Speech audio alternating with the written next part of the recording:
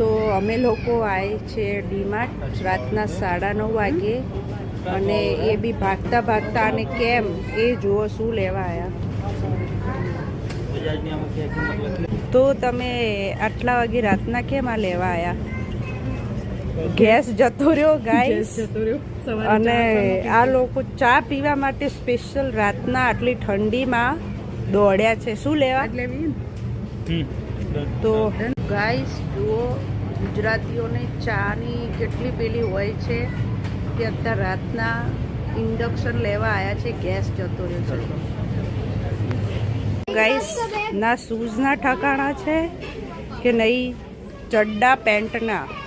तो hello guys, हम घर पे आ गए हैं और ये देखो इंडक्शन का मुहूर्त देखो आप, कॉफी से कर रहे हैं ये लोग। कौन है ये लोग, कहाँ से आते हैं ये सब? चाय कॉफी पीने वाले लोग हैं। कौन सी प्लैनेट से आते हैं ये लोग? इसी पृथ्वी से। चड्डे पहन के कौन जाता है इतनी ठंड में बाहर? चड्डा चड्डा है।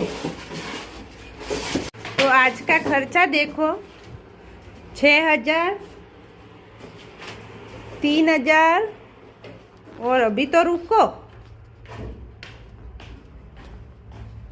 ये देखिए पूरे के पूरे 10,000 एक ही दिन में उड़ा दिए। कौन है ये लोग, कहाँ से आते हैं ये लोग? आ ऊपर जब